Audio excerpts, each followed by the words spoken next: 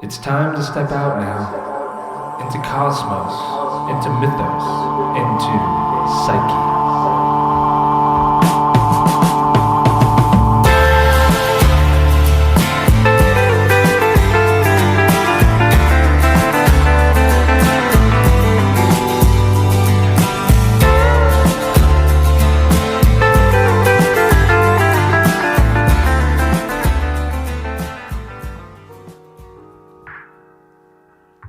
Welcome to another podcast. This one all about Chiron and Aries.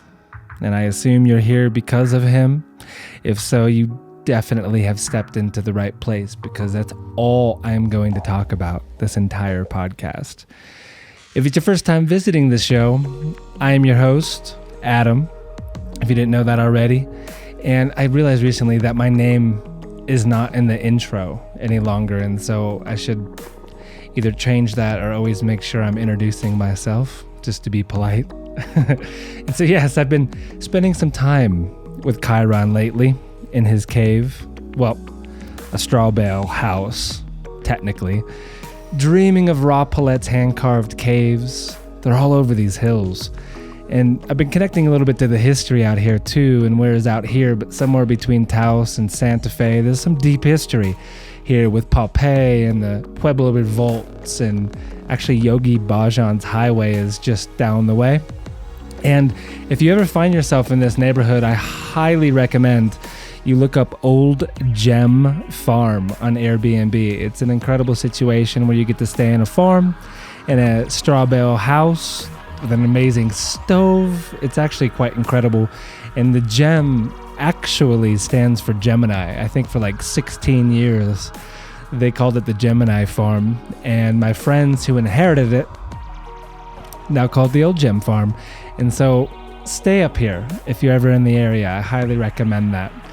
And in Chiron's cave, which we'll actually enter later on in this show, I've been learning how to aim with my heart and not my eye. I've been learning about the necessary plants to have in my daily brews to keep my back straight, my eyes bright, and my mind an empty vessel. And even though he is far away currently, way out there dancing with Uranus, his voice can still be heard. It echoes throughout the ages, and I think lands in our ears from time to time while listening to podcasts, hopefully like this one. And I'm recording this on a Saturday, which is actually his Father's Day. And perhaps that is a hint into the key that unlocks almost everything about Chiron. And so in this show, it is my intention to revisit some of Chiron's origins, both mythically and astro-wise, creating a context for us to imagine what is to be expected with this big ingress into Aries.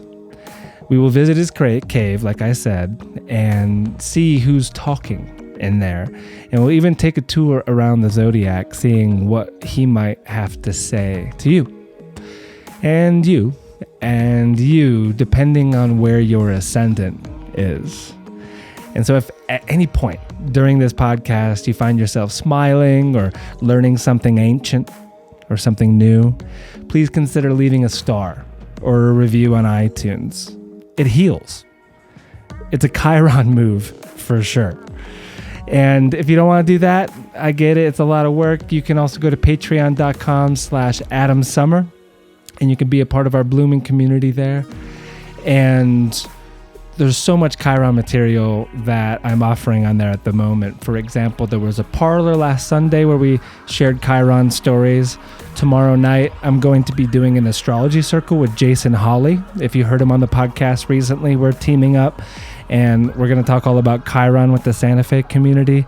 And then also there's going to be a Chiron class on the last day of February. And so at different pledge levels, you can be a part of that. The class is open to the public as well. But just go to patreon.com/AdamSummer, and that is definitely the best way that you can support this podcast. And I thank you ahead of time, even if you don't decide to do either. It's okay. The music in the background is Soma Toast, by the way. And so it's my thought that we start from the beginning. Even though I've done a few podcasts on Chiron already, I think it is intelligent to always start from the beginning, beginner's mind, and to review some facts. And so maybe there's someone listening that's never even heard of Chiron before, has never even seen the symbol for Chiron before. And if you have not, it kind of looks like a key. The symbol that we are so familiar with has a circle at the base, a vertical line coming out of it, and then two other lines that go, we'll say, north and south to the right of the key. It looks like a key. That's the symbol of it. But actually, in its origin, L.H. Morrison, who is the person who designed Chiron's sigil, it has some missing legs to it. In fact, it doesn't really look like a key at all when you draw the line through the vertical, both of them. And to me, like the translation around this, like Al talks about it relating to the golden section or the golden mean or the Fibonacci, or not the Fibonacci, but the golden ratio, which makes sense. I think Chiron opens us to beauty, especially in the heart and around forgiveness and stuff like this. But also these hidden parts to the symbol, I'm not aware of any other planets that have these hidden elements to the design of the symbol. And for me, it's like hidden coordinates to the soul in some sense. And I really think that's what Chiron is. And there's a lot that we're going to learn in this podcast around both the mythology of Chiron, observations that I've had around Chiron, and also some of the astro stuff as well, both astronomy and astrology. And so perhaps the best start is by learning about Chiron. Like, who is Chiron?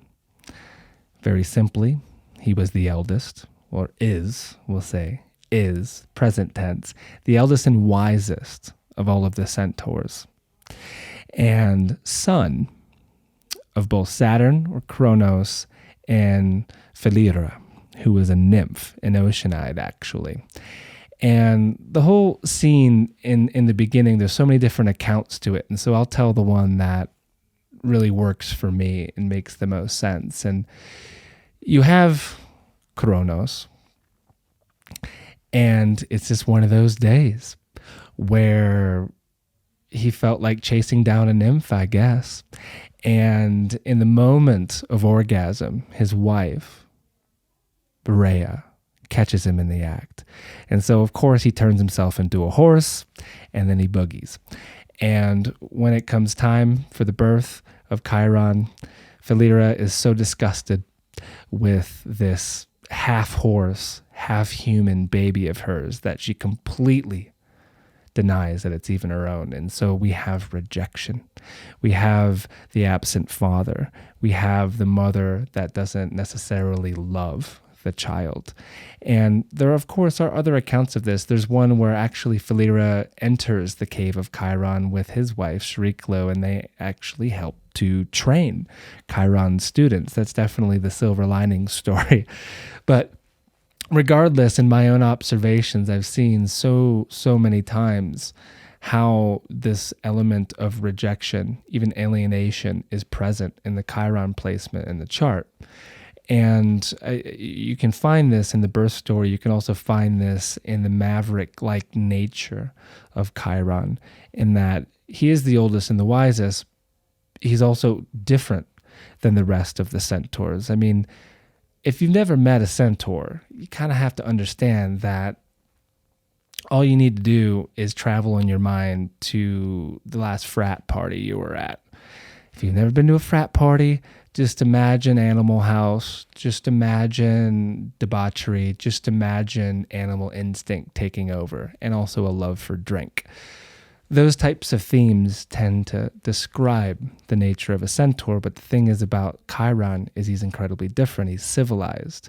He's wise in all the arts, like the healing arts and the stellar arts, astronomy and astrology, hunting, gymnastics, so many good things that we are all interested in. And so I think that it is Chiron that grabs much of our imagination in the individuated steps in our lives. Like we're into herbs. Well, that's a Chiron thing. He could teach us a lot about it.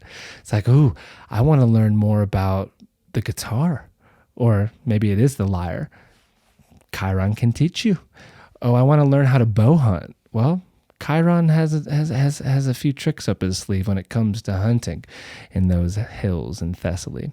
So Chiron, to me, and it's going to be a theme throughout this entire podcast, is the greatest mentor that ever was. And he serves up the good medicine. This is very important too, that Chiron serves up the good medicine, that his mother, Philyra, is this nymph that's a part of, we'll say 10,000 of them, they're all ocean nymphs. And even Hesiod says of the nature of his mother that they were dispersed far and wide, and everywhere they serve the earth and the deep waters, that they serve the earth and the deep waters. And so this is his mother, even though she doesn't want him. And then his father, of course, is the Lord of Time. And so that combination between earth, the deep waters, and time is of great interest to us, I feel.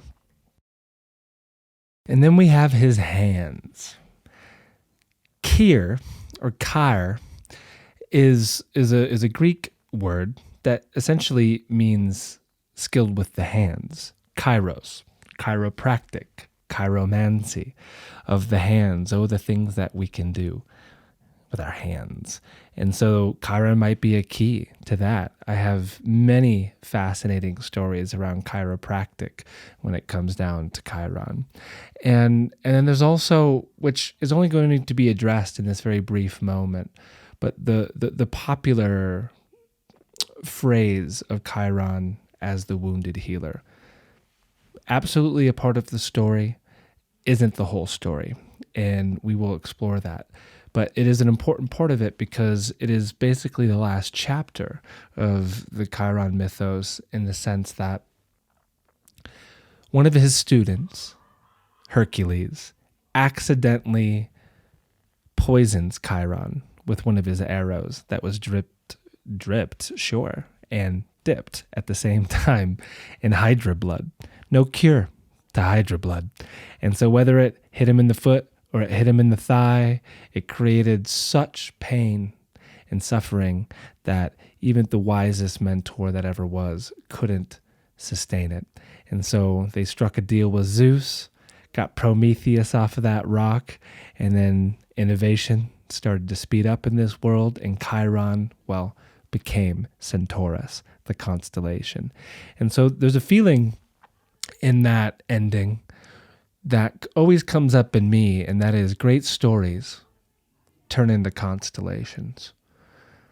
It's a saying I've been playing around with a little bit. Like, is it worthy of a constellation as far as the stories that we're holding on to, or the stories that we are after and that we're wanting to create? Is it worthy of a constellation? Because Chiron's tale is definitely worthy of a place in the sky for the amount of heroes and heroines and amazing people that he educated, and in the way, through skillful means that he did so, absolutely is worthy of a constellation. And there might even be another one in the sky that we discover by the end of this podcast. Who knows? It is entirely possible. Pindar, the great poet, speaks of Chiron, and he says, if the poet's tongue might breathe the prayer that is on the lips of all, I would pray that Chiron, son of Philyra, who is dead and gone, were now alive again. And I would want him to reign again in the glens of Pelion. That's where his cave was, the mountain. That rugged monster whose mind was friendly to men, just as he was when once he reared Asclepius, that gentle craftsman who drove pain from the limbs that he healed, that hero who cured all types of diseases. That comes from Pythian by Pindar. The reverence that you find in painting in poetry. And again, a lot of it is obscure. It's not found in many places when you look back, but it gets around. You can find little snippets of Chiron. He's always esteemed as the greatest mentor that ever was. It's kind of the bottom line with Chiron. And so the words ever since 1977 that we discovered Chiron, that work is sure teacher, guru, mentor, like I've been saying, foster parent, one who helps with turning points in our lives, brings us into the present moment, definitely acts as a catalyst, especially when in Aries, a bridge like the rainbow bridge that Barbara Handcloud talks about, a link between worlds, the worlds of Saturn and Uranus, a stepping stone that might lead us successfully into our individuated self, a passageway, that is, if you took that medicine, common ground that we can find with other people and find healing within that, in the sharing of such things. Holistic, absolutely. I think that's one of the greatest ideas of Chiron, is that he brings us into wholeness through the ways that he teaches. Skillful means, doesn't matter if it's with a bow or an instrument or with plants or planets.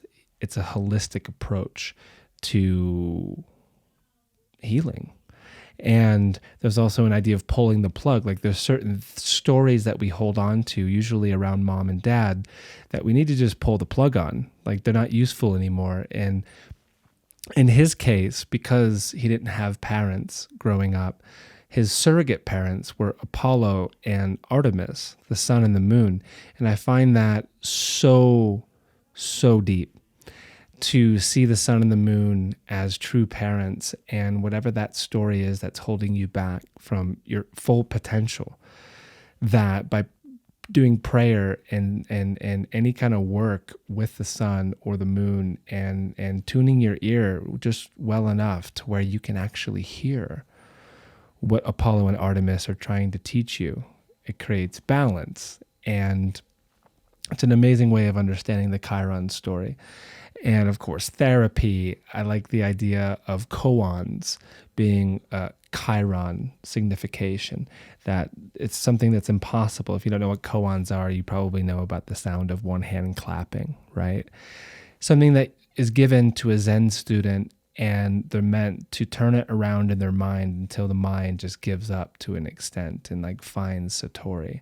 At least that's my very amateur understanding of a koan. I've definitely sat with koans in my life. I've never had one given to me by a Zen priest, but I think they have a similar function of whatever Chiron would give you in his cave.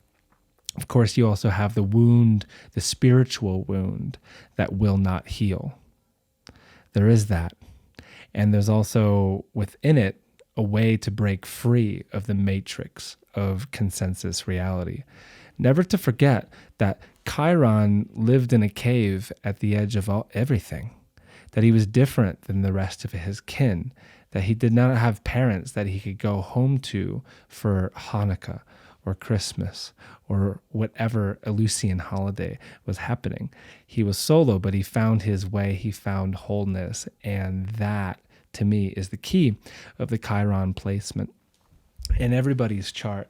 And also what he's up to on the move, as is happening in the moment in Aries. And so I want to read from something that is just constant debate in the astrological community. And in this book, Mythic Astrology by Ariel Gutman and Kenneth Johnson, they cover it very succinctly in a paragraph. And it goes like this. Because of his small size and peculiar location, as well as his unusual orbital path, the word maverick began to be applied to Chiron by astrologers, a maverick being one who acts independently of any social group and refuses to conform to any particular tradition, who lives by his own rules. Zip Dobbins likens him to a Jupiter-Uranus combination. Zane Stein links him with Sag. Barbara Handcloud and Philip Sedgwick would proclaim him the ruler of Virgo. Len Tarot and Tony Joseph suggest a Scorpio-Sag blend, Ophiuchus. And we'll get into that in a moment. And also then Al Morrison, who created the symbol for Chiron, I do believe, is a specialist in astrological oddities, insists that comets don't rule signs at all. Richard Knoll also feels rulership is, in general, unnecessary. And that's pretty much where I fall. Chiron is a maverick, stands alone, doesn't need to rule anything. I've definitely hashed this out in my own chart, and I, in the beginning, worked with clients around this. Whether Chiron rules Virgo or Sag or Scorpio or any of that, if it helps, go for it. That's my golden rule with all astrological technique. If it works, then it works. But for me, this Chiron standalone is enough for us to work with, I feel. And Chiron in space. So a little sample was just given about Chiron being a comet. I've heard him called to be a dirty snowball or a planetoid or a visitor. And we know this. We've known about Chiron since the beginning of November of 1977. And we also know that Chiron's orbit is incredibly eccentric, that its perihelion is around 8.46 astronomical units, which is closer than Saturn at times. And then its aphelion is above 18 astronomical units, which at times is further than Uranus. So it actually breaches Saturn's orbit and then gets further than Uranus, depending on where it's at in its 51-year cycle. It's actually 50.794 or something like this. But we know that there's an eccentricity to Chiron's orbit. We know that it has something to do with Saturn and Uranus, which is very fascinating because, as we've already discovered, Saturn is his father, Uranus. If we were to entertain, say, Tarnus, who thinks Prometheus is a better fit as far as name for Uranus, then those are the bookends of Chiron's story.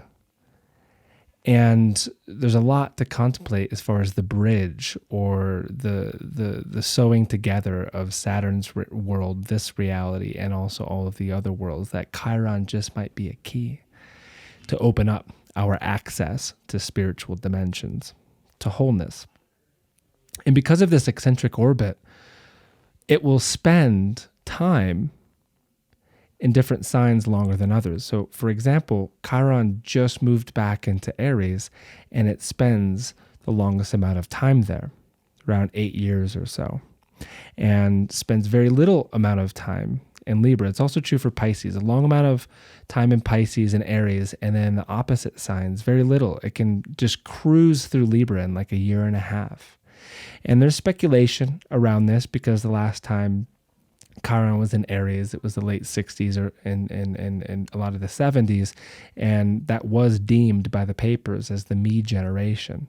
And I myself haven't thought too much collectively around it. Like, my mind seems to be wired to everything post-discovery, because without that awareness of a planetary archetype, I think it has a whole different effect. It's not to say that Chiron wasn't in effect before the discovery, but I just think it does shift things in consciousness when we are aware of now that Chiron's in Aries. This is novel territory. We've never been here before. And in the sense of him being a maverick as well, or the first of the centaurs to be discovered, I mean, there's, I think, over 100 of them now. And it was actually when Chiron was quite close in the early 90s, when astronomers were calling this the golden age of astronomy, that we know that in between Mars and Jupiter, there is the asteroid belt, and some of our famous goddess asteroids exist within that asteroid belt. And now, between Saturn and Uranus, and even the TNOs, there's all of these new bodies, centaurs and different icy balls at the edge of the solar system that we're still working out. I mean, it was a flood of discovery that we as astrologers or students of astrology haven't fully caught up with yet. And so when it comes to the rest of the centaurs, the ones that have caught my eye from time to time and have definitely showed me things are Pholus and Nessus. And yes, there are many more. There's like his wife, Chariklo, and there's others. But Pholus and Nessus have definitely caught my eye. And this is what we know, that Chiron is a visitor, and he has this very eccentric orbit. And when you personify that, it becomes really interesting to me that there's an eccentricity to whatever this is, that it's visiting, that it will leave someday. And so what we don't know is why Chiron chooses to spend the most of its time in Pisces and Aries. What is that about? Is it a fascination with dream time? That there needs to be more focus on the birth of our potential, the seed? A more internal focus, perhaps, with other worlds? Because when he's in Aries and Pisces, he's far away. Yet his teachings are close, like that of Jesus or the Buddha, rippling through time. And we also don't know the inner space, like the key. If this is hidden coordinates to the soul, like I speculated about when we were looking at the symbol, what does this key that maybe is floating around in the fourth chakra, what does it turn? What does it open? What does it open is a question I'm always asking. I know it relates to initiation. I know it relates to the relationship that we have with mentors in our lives and also the potential of us becoming one. I know it also relates to the first 3 letters of Chiron's name. I know it relates to the confrontation with Father. We know these themes, but what we don't know always is how to heal. We don't know what it means when the serpent shows up, or the necessity of facing the dragon. And I often speculate as well, like this visitor, this eccentric visitor idea, and how similar it is to like the Christ story, for example. Is Chiron the second coming? Is it the next Buddha? When will he actually leave? I've heard it said in about 1 million years. How do we really know? Because another centaur can knock him out of his path. Maybe there's a comet-like entity that is orbiting close to him. That's name is Hercules, and it's going to bump into him and in a way poison his path and bump him out of our solar system entirely. He might leave tomorrow. We don't know. And so there's all of these questions, and it's the great speculation around a body in our solar system that we haven't even consciously been aware of for an entire orbit. That's not going to happen until it moves into Taurus in 2027, 3 degrees Taurus to be exact. And so if you've never looked at the Chiron discovery chart, it's one of my favorite discovery charts to look at.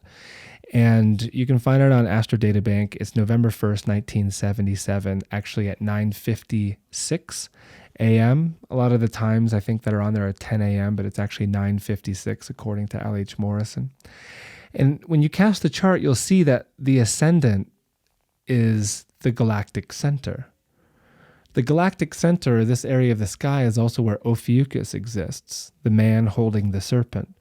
Ophiuchus is also Asclepius. Asclepius is one of Chiron's greatest students, the god of healing. And there's something to this. When you look at the Chiron discovery chart and you see that Asclepius is rising, that's where the wounded healer idea, I think, comes from, but also the idea of holistic health.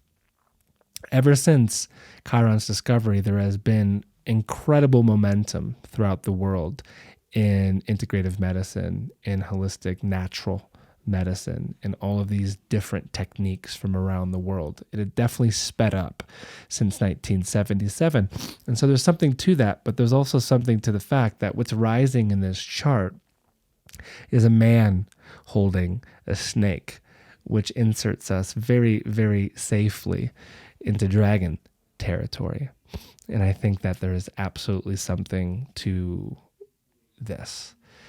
Whether it's one snake or 2 snakes around the caduceus, it speaks to Kundalini energy. It speaks to the energy that orbits the spine up and down. And so that too, in a metaphysical sense, in an energetic sense, in the 3 first letters of Chiron's name, opens something. That key opens something about our potential through energy, through unlocking corridors along the spine. There is absolutely something here. And also the planetary connections and cycles between both Uranus and Saturn historically have been very revealing, and this is something that I plan on going deeper into in the class on the 28th, and so I'm not going to go into it at the moment. I have charts for this and theories to kind of work out on many of you, but Asclepius is the takeaway mainly when you look at the discovery chart for Chiron. And dream on that. There's a lot there to unpack, I think. And now maybe we take a little bit of a journey to the last time Chiron was in Aries. 1968 to 1976, a time when the drugs and the revolutions were still integrating into millions. And also Saturn, and this is something, again, I'm going to talk about in the class, seemed to have brought the law down a little bit around a lot of the excitement around that time. And it was a Chiron-Saturn conjunction. And I know that a lot of you listening to this have this in your chart.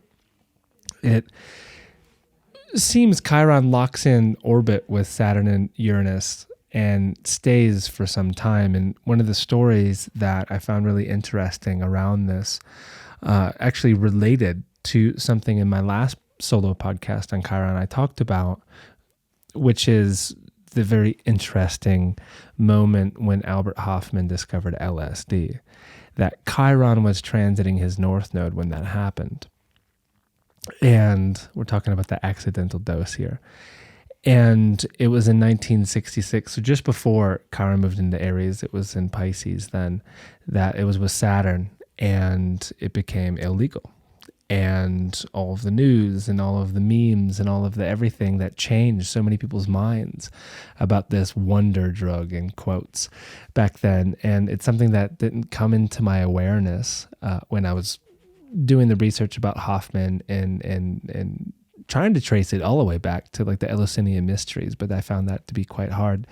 But there is something when dad comes around and visits son and the party is over to some extent, right? But in this time period from 68 to 76, especially 69, I've always, for some odd reason, had like the funniest relationship with 1969. And I think mainly it's musical.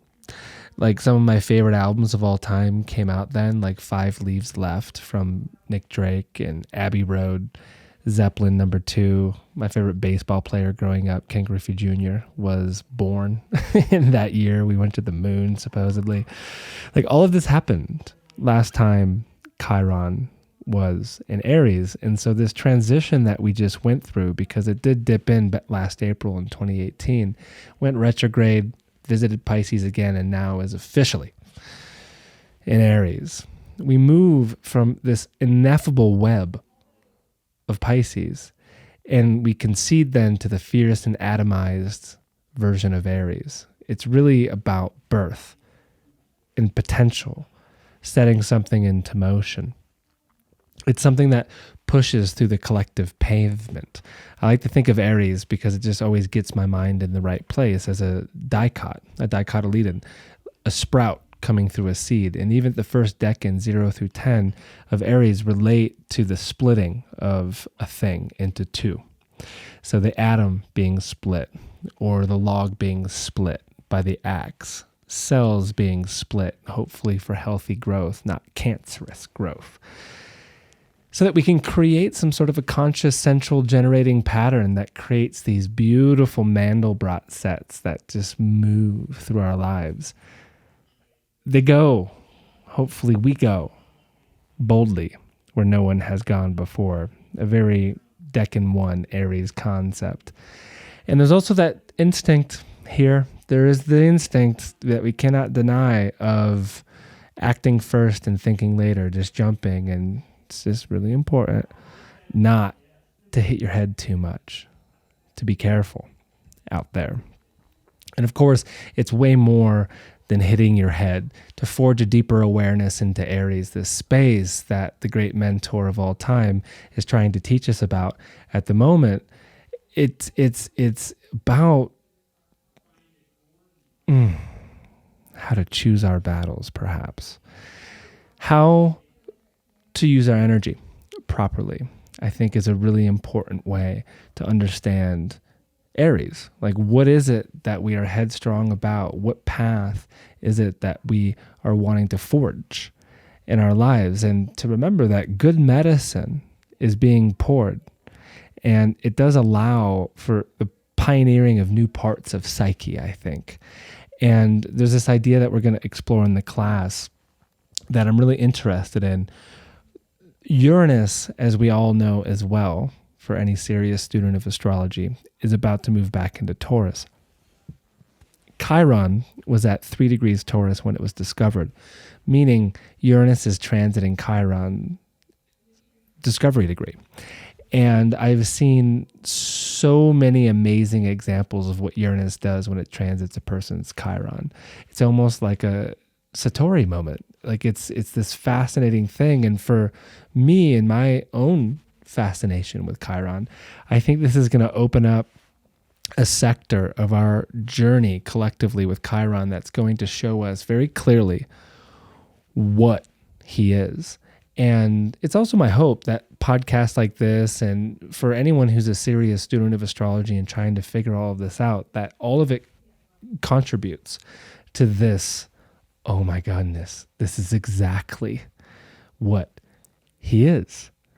And like when I was rattling off all of the ideas like Maverick and the Wounded Healer and stuff like this of what we have wondered Chiron to be exactly about, there is one thing that seems to be a common denominator, and that is around the good medicine and also the things that we do for our health, right? The things we do to be healthy. It's like we all know people that fast. It's like we eat the organic foods. We drink bitter medicines and they make us vomit and see things. We smoke toads and we burn frog venom into our skins. We drop mentholated plants into our eyes. We blow tobacco up our noses. We put candles in our ears. We avoid certain foods. We obsess on others. Other foods. We drink our pee, we study our poo, and of course we judge others in so many ways along our healing path. And I think as well, we all know someone that would say to us, well, in my case, Adam, well, that sounds a lot like you. That sounds a lot like you. Touche. I do have Chiron conjunct the sun, and I do like to experiment with all healing modalities. I have done most of those things I just listed. And we all do, because there's a great majesty to the plant world. There's a great world to explore with energy and the manipulation of the spine and the fascia and the muscle tissue. There's so much to be done with the psyche and with the dream world. And it's all of this that I think Chiron, he opens with the key. There is a door in all of us that when we, in a way, individuate just enough and we find that moment where all we have to do is turn the key, we find exactly in that entering of the door what we need specifically for our own path to wholeness. And when you look back and you learn, and there's not a lot of information again on this, but like what kind of healing practice did Chiron have? And I'd say similar to what I just said, similar to what a lot of people along the hippie road do, or that is in any way living a conscious life. A lot of similar things, like very strong focus on diet, on fasting, on dream work, on meditation. You find this. For example, Achilles, his diet when he lived with Chiron was of honeycomb, bear marrow, and the umbles of lions. And so he definitely was not a vegan, but he had a very limited diet. And I'm sure they were drinking a lot of medicine as well. That too was a part of it. And like I mentioned, ever since 1977, there's been this incredible momentum, wind in the sails of natural health and like the remembering of all of this that has been lost to us because of, in some sense, Prometheus awakening or being released from that cliff. And one of the more interesting ones is around chiropractic, and David Palmer, during his Chiron return, discovered chiropractic. And that too is a chart that I'm going to be using in the class that I'll be teaching. And so with all this, I think we have a pretty good overview of maybe what Chiron is, maybe what he is not, some of the sensations around Aries and what the combination represents. And we're definitely going to get a little bit deeper into this after we do what we're about to do. And so what we're about to do is we're going to enter Chiron's cave. It resembles one of Ra Palette's hand-carved caves, actually. It's quite wabi-sabi, I think, in its decor, rustic at first glance, radiating divinity when you drop into it, though. And it really does. It goes against the modern aesthetic. And there's this rule, there's this thing on the fridge, like in Chiron's cave, there's a list of rules that he has that are tacked on his fridge. And they're really similar to some wabi-sabi rules, but like it reads in this funny way. Right there on Chiron's fridge, it says, as basis, things are either devolving toward or evolving from nothingness. Okay. That's rule number 1. Values to live by. Truth comes from the observation of nature. Oh, I could see that. Greatness exists in the inconspicuous and overlooked details. Oh, keen eye. Beauty can be coaxed out of ugliness. It's not broken. Of the mind, the next set of lists. Acceptance of the inevitable. Like today, my belt flew off of my truck, and I initially felt like I was stranded up here on the mountain, somewhere between Taos and Santa Fe. But I have these amazing hosts that are helping me out, and it's all going to be okay. Appreciation of the cosmic order. Exactly. We are in the pre-shadow of a Mercury retrograde. Noted. The next set, morality and precepts. This is on his fridge. Get rid of all that is unnecessary. He's a minimalist. Focus on the intrinsic and ignore material hierarchy. Ooh, that's a snappy comment straight to the heart of Rahu, in my opinion. And then qualities. The suggestion of natural process. There is only one constant, I would say. All flows. Things are irregular. They are intimate. They are unpretentious. They are earthy. They are murky. And they are simple. Chiron, my friends, sounds a lot like a Zen monk, kind of. And actually, that's what I'm going to share with you. Not a Zen monk, but the cave visit that I had, that I recorded, is actually the first encounter between Bruce Lee and his teacher Ip Man. And there's going to be some education around Wing Chun as well with it. And then on the other side of the cave, once you go in, once we're out together, I'm going to comment on synastry between the two of them. But for now, enjoy your time in Chiron's cave.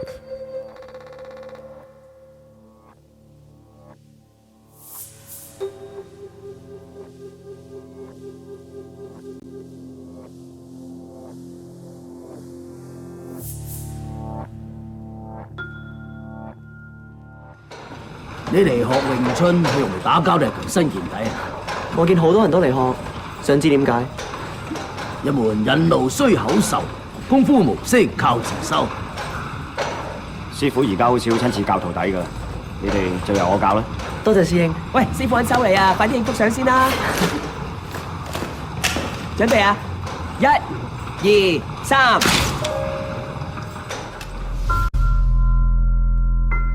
Oh, I'm so sorry. I forgot that subtitles can't be read on podcasts. That was the encounter between Bruce Lee and Ip Man. But here, we'll get some greater background of the two of their relationship. I will see you outside of the cave. It's been said in the Wing Chun clan that fewer than 6 students were taught by Ip Man. One of those students was Bruce Lee. Of course, he would go on to become the greatest icon in martial arts cinema and in the martial arts. I guess when you think about Bruce Lee, he was like a dancer. I mean, Pauline Kael called Bruce Lee the Fred Astaire of martial artists, and she got it squarely on the nose when she said that, because before he started to take martial arts lessons, he was a dancer, and there's something very musical in both Ip Man's style and Bruce Lee's style as well, that sense of dance. You know, I do movie kung fu, and the thing about Bruce Lee was he did real kung fu. You know, I've heard stories like from Enter the Dragon, they're shooting scenes, and then the real kung fu guy goes, "Your kung fu's no good." And he kept calling him a paper tiger, which meant you're not really a martial artist. You're just faking it. You're not really a martial artist. Oh boy. And he was goading my father and goading him and goading him. And so finally, my father said, fine, let's go. They go in the back, and, you know, one guy comes back, and it's Bruce Lee, and after that, no one really says anything. You know, he was the real deal.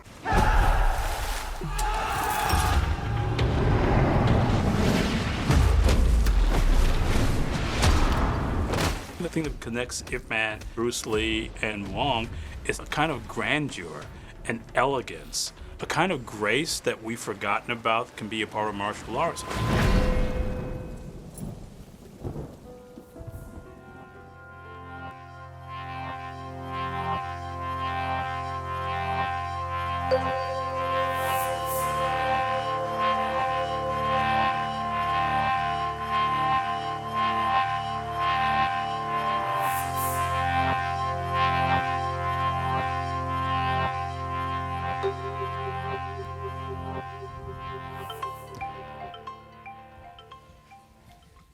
So those sound clips come from the Ip Man movies. If you have not seen them, if you are interested in martial arts, how dare you?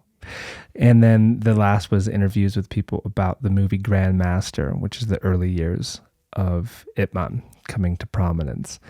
Now, the reason why I think we found that in Chiron's cave is because the dynamic relationship between Bruce Lee and Ip Man is one of Chiron and student. And naturally, it shows up in the chart. So for example, when you cast Bruce Lee's chart, and we'll be using these all in the class, I keep saying that, but it's true. The chart work is hard to do on a podcast. And so these charts will all be a part of the class I'm teaching soon enough. And when you look at Bruce's chart, it's on Astro Databank, you see that he has Pluto conjunct Chiron in early Leo, square to Venus, Mars, and Scorpio. And depending on orbs, there's a lot of planets involved. But just to focus on that, Pluto square Mars with Chiron. And you see a story here with Ip Man. And I don't, off the top of my head, know his dynamic relationship with father, but he was a quarter German, and that was a huge theme in him trying to learn with Ip Man that Ip's students weren't accepting of Bruce because he had some white blood in him. And Ip Man did not care about that in high Libran fashion and just saw potential. And I think that's the essence of great mentors in our lives, is to be able to recognize potential and to grow it properly. It's like we all have not just a constellation, but a swarm, a Milky Way of stars within us. And they just want something to focus on. They want to congeal and crystallize and create something in this world. And I think that is precisely what Chiron is pointing at in all of us. Natal chart location, and by transit, he's bringing the good medicine to teach us how to crack open that seed so that we can nourish it with an inner light and we can see our potential come into full flowering and ultimately seed in our lives. And so when you look at the synastry between Bruce and Ip Man, it's kind of a wild thing, because Ip Man's Chiron is applying to a conjunction with Bruce's midheaven. Midheaven, an angle in the chart that relates to public function and the impact that we have in the world. Well, of course, Bruce Lee made a pretty big impact, because even if you're not knowledgeable about the martial arts, you're aware of who Bruce Lee is. And so we have a Chiron midheaven connection between the two of them, which is all we would want from synastry to explain such a relationship. But of course, there's more. Ip Man's sun shines within 1 degree of Bruce Lee's North Node, or Rahu. And this is an aspect that I actually teach students a lot about, because if you can find people that have the sun that shines on your dragon, they oftentimes are great inspirations to you. And naturally, Bruce Lee very much looked up to Ip Man. He came to him many times to ask to be his student, and then finally he accepted. And he didn't take on many students. And so you see a Sun-Rahu connection within their synastry as well. And one of the most brilliant things around studying their dynamic is when, we don't have the exact day for it, but when Bruce Lee began learning Wing Chun, which is the martial art form that Ip Man taught. And Uranus was transiting Bruce Lee's Pluto-Chiron conjunction in the chart, which is, again, is an early Leo. He was a cha-cha champion. He moved like a boxer. He was a total entertainer. And Uranus awakened this potential when he started to learn Wing Chun with Ip Man. We're going to go deeper into this into the class, but I just thought I should create some chart context for what we just learned about and experienced in Chiron's cave. And again, I do apologize. Why don't they have subtitles on podcasts? God.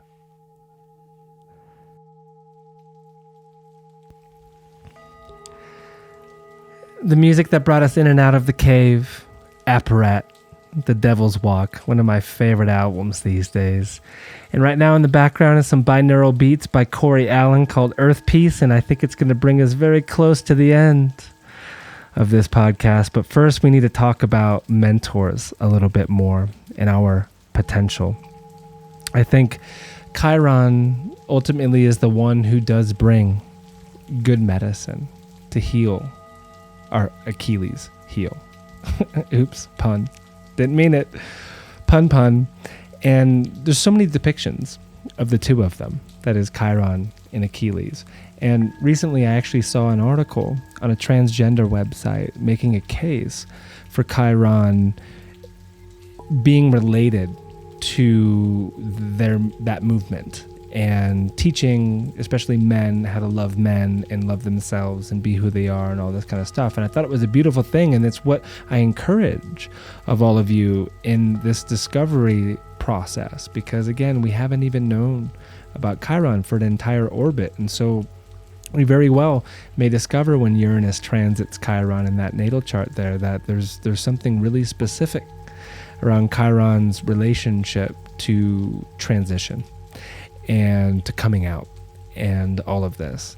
And there's also something else too that I kind of feel in my bones, but as society dictates, it's not really possible, is the idea of being close with students or intimacy with teaching and stuff like that. And that too is always depicted in the poetry and the art with Chiron. And I don't mean sleeping with students. That's not what I'm talking about. I'm just talking about having a relationship with students and having it be like a friendship, because a lot of transmission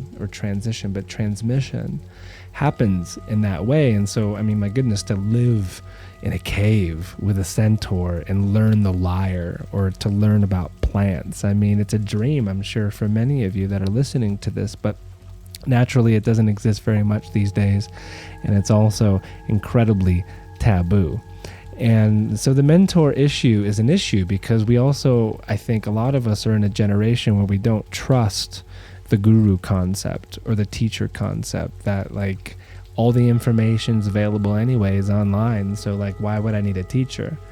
Well, a mentor in the sense of Chiron, like a true teacher, teaches much more than what you can learn from a book or a blog or a podcast. Like there's incredible depth to what can be offered in that kind of a dynamic. And listener of the show, Shara, thank you so much for sharing this with me. But there's this tarot deck I wasn't aware of, but I'm going to get it when it comes across my path at some point, called the Mythic Tarot.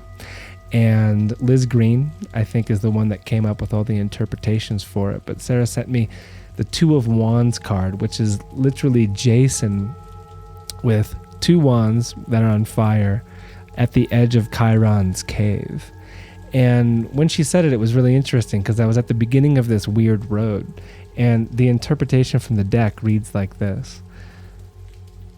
The Two of Wands, like the other two of the minor arcana, polarizes the raw energy of the ace. And here that polarization implies the adventurer and his newly conceived goal.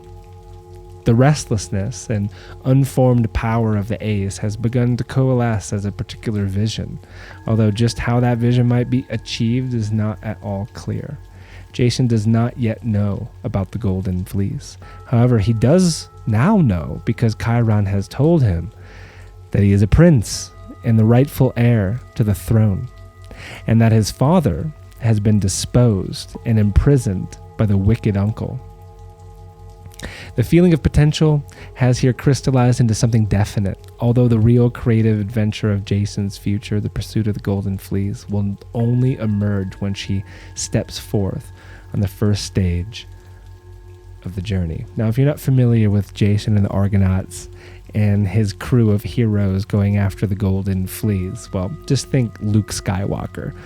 Just think Yoda, because Yoda is Chiron. But this card was so perfect because, again, it was at the beginning of the weird road when it was sent to me, and it also influenced the article I wrote about Chiron and Aries, playing off of the Jason myth a little bit, and also our potential.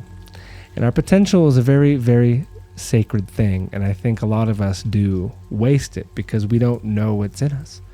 We don't know about that constellation or that Milky Way of stars that need to come together because maybe our father wasn't there. In Jason's case, he didn't have one either, just like Chiron. Two rough situations with father figures, his own who went missing, and then uncle who wants him killed. And so we live in this world absent of initiation and absent of good fathers in a traditional sense.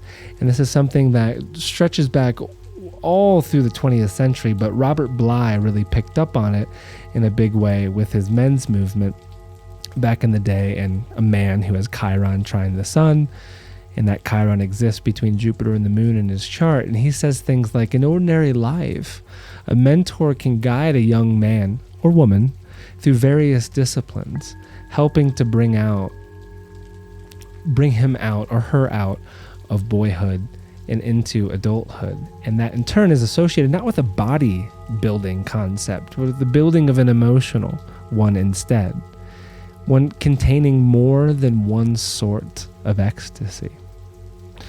And so in Jason's case, fatherless, on a mission, leaving Chiron's cave, going after this fleece that can heal everything, yet it's protected by a dragon.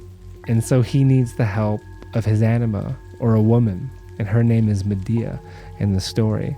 She's the one that calms the dragon down. She's the one that puts it to sleep so that the fleece can be procured. And in all the great stories, my friends, you find a serpent or a dragon, and it is always protecting something. And if it is a golden fleece, then it relates to Aries, and if it relates to Aries, it relates to that cardinal spark of potential within all of us, and maybe it circulates at the bottom of our spine, just waiting to awaken, so that Asclepius's single serpent can spiral around it and then kind of be tapping at the top of our dome to open it, like so many seeds can do with concrete. But without those figures, without those fathers, without those mothers to be good exemplars of the truth or how to navigate this world, we're going to make bad relationship choices. And that's kind of the sad ending of Jason's story, is that Medea doesn't turn out to be an ally, or from her perspective, Jason is untrustworthy. And so on both ends, it ends in a sour fashion. I plan on telling this story sometime soon because I think there's so many amazing lessons within it. Most importantly, there is a dragon or a serpent that must be faced. There is, maybe even prior to that, more importantly, an adventure, a battle that must be declared in our lives. And wherever Chiron is in Aries, in a whole-sided sense, whatever house it's just entered into, that's where you're choosing this adventure. That's where this sprout is coming out. That is where you are going to find the koan solved. Now, there's also an element here about how both the mentor cannot be your father or your mother, which is very interesting. And so when they're absent, in Chiron's case, when they're absent in Jason's case, we find it in others. So Chiron found it in Apollo and Artemis. Jason found it in Chiron. Where are you going to find it? Bruce Lee found it in Ip Man. Pope, the hero of the Pueblo here in New Mexico, he found it in a vision. I suspect peyote, but could have been anything. And then led the Pueblo revolt, not far from where I'm talking into this microphone.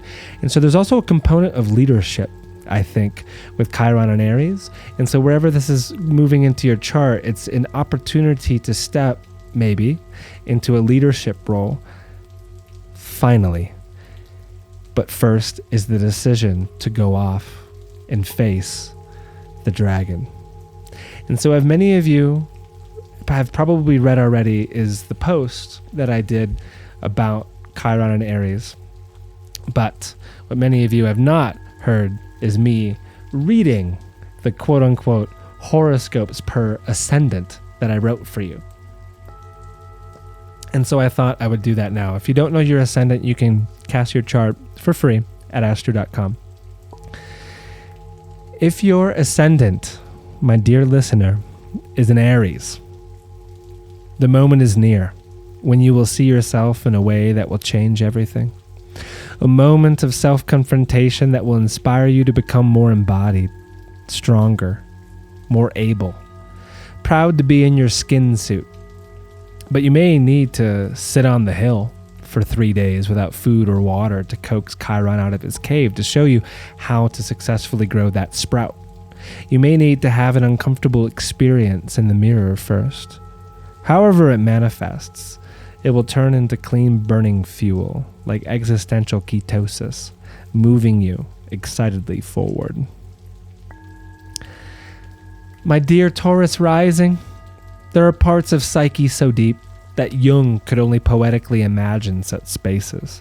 An abyss which has buried the eons of your incarnations. A darkness so black all you can do is pray when you brush up against it. It is a place Chiron is deeply familiar with, and he holds your hand just long enough before he pushes you and your raft out into it. What will crack you open is unknown. This is why a part of you is adrift. With Chiron's prayers working the trade winds of spirit, you can align your own prayers to them, washing up on the perfect shore soon enough. If you were born with Gemini on the rise, all the stories you carry about your role in community or around the importance of your friend circle are about to change. Chiron has invited you to a party which will force you to see all the ways you aren't showing up for your tribe. Maybe he invites you to Burning Man, a medicine circle, Sunday dance church. Wherever he brings you, lean into it. Something is pushing under the concrete of that part of your soul. Help it along. Oh, you sweet, sweet Cancer rising. However, it is you have been sabotaging yourself around the work you know you are meant to be doing in the world. It is coming to an uncomfortable end, I'm afraid. Similar to how Morpheus walks Neo through the city streets of the Matrix, Chiron shows you all the lies you have been subscribing to around your potential. So you want that dream job. Get to work. Work on the weekends. Moonlight, moonlight, moonlight. So you've had a vision of where you're going. Start walking. Find inspiration in books like Tim Ferriss's Tribe of Mentors. Find a podcast that plucks the strings of your soul. Meet your destiny at least halfway. Leo. There is a dark part of the forest where nobody has ever entered. There is no path, yet it calls to you. Speaking in dreams, spell, riddles, and vivid imagery, this part of the forest reels you in. The only way Chiron can help is by sharing his own story and how Apollo and Artemis helped him just enough in his dark night by sprinkling seeds and carrion throughout the forest of that early chapter. Pay attention to the other people's stories around you. They are telling you something crucial about your own. If Virgo was on the rise when you were born, he has been at it forever in you, brewing this medicine that is now being handed to you across the fire. A combination of excitement and frightened butterflies in your gut animate your being. You throw it back, everything changes. You can now see clearly into your shadow. There are memories long forgotten now dancing across Chiron's face. He looks like your father. No, more like your 7th grade teacher. Wait, maybe it's your mother. In the evening's turnings, which lasted longer than you may have thought, you have transformed. Never forget this night. Never forget the power that is felt after going through the fire. Above the horizon we see Libra. Wherever you find yourself in the endless journey with Eros, there is a surprising medicine on the way. An arrow dipped in a weird substance made by Eros himself has been given to Chiron. He plans to prick you with it right along your heart meridian. What comes next is between you and the medicine. It circulates like excited fire in your chest.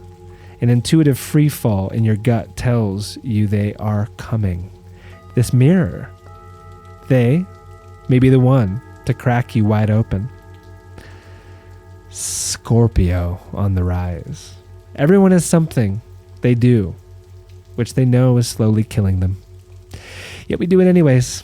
That habit in you is about to change.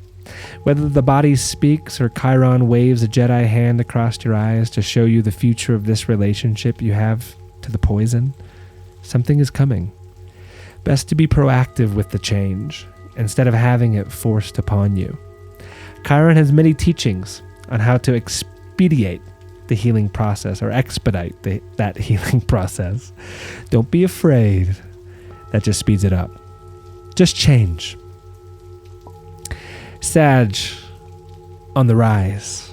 Inside, each and every one of us is a little boy or girl, starving for attention and another voyage on the seas of imagination. They wait until one day Chiron arrives with a game. It will be different for everyone and perfect for each person. It's a reminder. It's an awakener. It's a game which time goes away and reveals all your teeth behind that skin curtain. Aeon is a child at play, and my goodness, that laugh of his, it shakes the world, doesn't it? Maybe you can laugh like that too. If your ascendant is in Capricorn and built of stone, there is a chapter in your biography that is missing. It's black. Maybe you've never thought about where it went because you haven't known it to be there for such a long while. Chiron is the keeper of such books. He has the key to the Akashic records. He plans to take you there. Where is there? A week with your family, perhaps? A cathartic stroll down memory lane? A regression? Cracked. Wide. Open. The missing pages now filled with words. If water pours on your face, or your ascendant, Aquarius might be there. The time has come to sharpen the blade of your intellect and loosen that tongue of yours. There are stories in you needing to be told, ideas desperate for a breath of life. And so, wherever you are at on this spectrum of communication skills, listen closely to Chiron in the form of all those with the power to capture your attention. Allow it to be captured, and then release it back to the wild. It's your turn. See if you can capture ours. Our attention, that is. And if fish are swimming around at the ascendant, Pisces is there, and money may not grow on trees, my friend, but it certainly comes from them. It is true. The economic system is corrupt, and it's tough for sensitive folk like yourself to navigate this world. Your values are different. They may not fit with the consensus norm. But what happens when Chiron shows you another way to live? What happens in you when you are rewilded? When you heal your relationship to money, seeing it as energy, which you can control? Learn to survive, and you will thrive. Wildcraft your soul, my friends. And so may his teachings live on in all of you, and Fortuna's wheel roll you to where you need to be.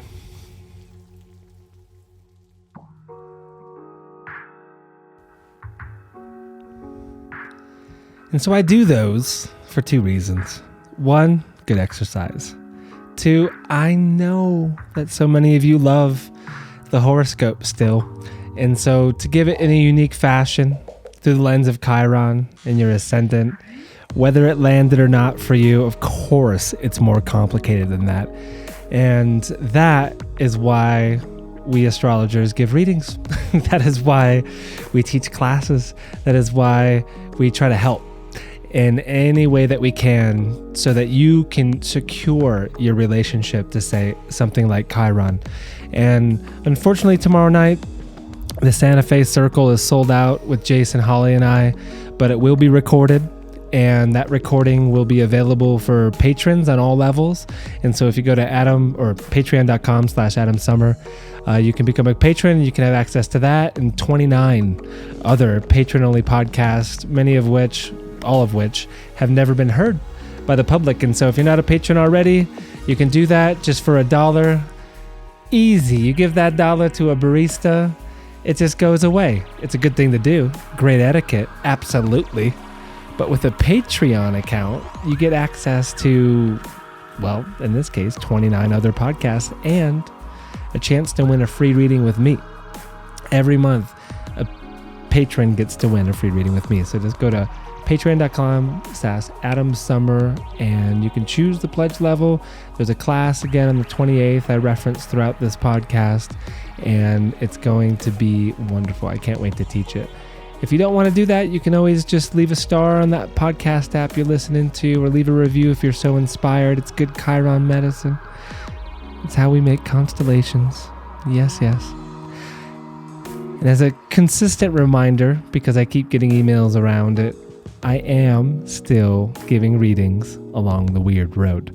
And if you subscribe to my newsletter, I'm always giving away big fat promo codes on there. You can do that on my website at holstoheavens.com. And the thing I'm really inspired by right now, because of just where I've been in Chiron's cave, is doing the Chiron journey with you folks. And so it's 3 readings.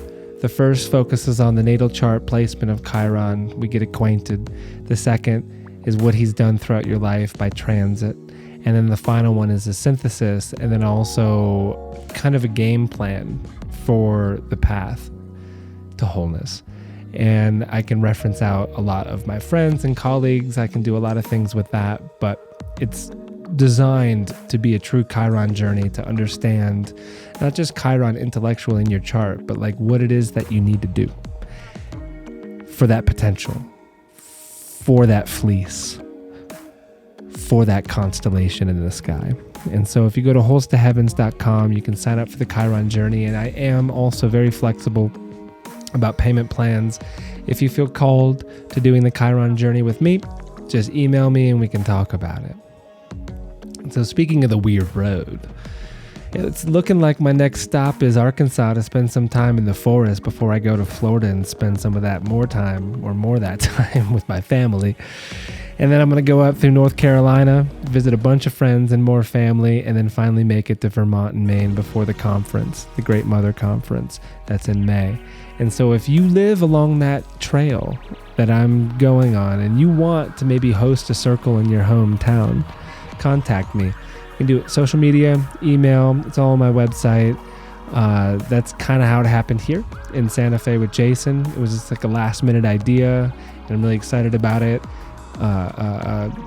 showing up like this in the future.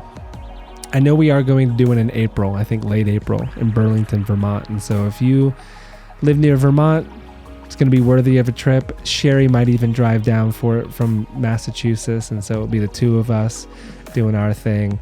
And yeah, but at the moment, I'm kind of stranded in New Mexico. Car problems, pre-shadow or Mercury retrograde stuff, all of that. But I don't need to wax on about such woes. This podcast, my dear listener, brought to you by Solar Fire. Solar Fire is an astrology program that is just, it's priceless.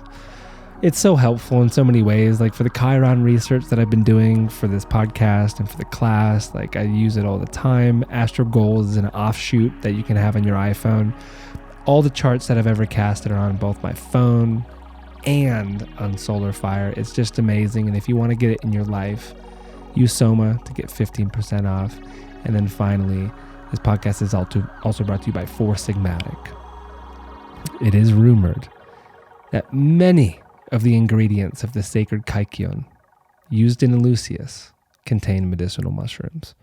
Not just ergot, but agarikon, lion's mane, and even reishi. So all of that can now be found in a modern Chiron apothecary called foursigmatic.com. Go to Four Sigmatic, peruse their medicines. Their mushroom medicines are amazing.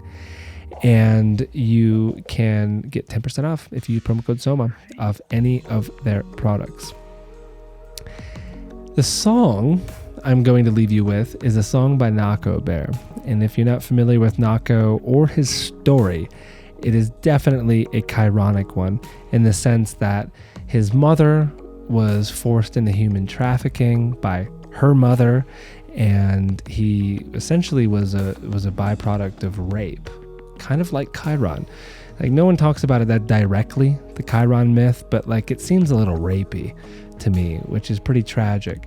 And also in Nako's case, his biological father was later murdered. I mean, it's a terrible story, but like whenever he's asked about it and how he made it to where he is, it's a very simple, yet of course, incredible path to get to where he's at. But it's just about focus. Rather sitting in sorrow and sadness, it's how about we focus on the positive? How about we look to Apollo and Artemis? How about we look to the plants, to the planets, and we figure this out? And so in Nako's chart, I don't have his birth time, but I do know that just by day, he has Sun trine Chiron. It's a very supportive aspect, like Robert Bly has this. It's a warrior spirit. It's a sacred path of the warrior. And that ascension, of course, is going to look different for everybody. I mean, for Nako, it was medicinal plants. With Robert Bly, it was poetry and story. And whether you have Chiron trine the sun, or square the sun, or conjunct the sun like me, we are all in a very unique journey in trying to understand what this key opens in all of us. And so it's my prayer that this song by Nako called Seven Feathers from his album Dark as Night is going to land well in you. And so you fall 7 times, you stand up 8, as the Japanese proverb says. And there comes this moment, and perhaps that moment is right now, when we are all coming out of our caves. It's important to come out of our caves. And so I say this: be well, be kind, and farewell for now from the weird road east of Santa Fe. And the Holy Ghost, I think, is whispering in those pines for the next Popeye. It's good medicine. It's good medicine. And I hope you enjoyed this show. I hope you learned something. And I will talk with you soon enough.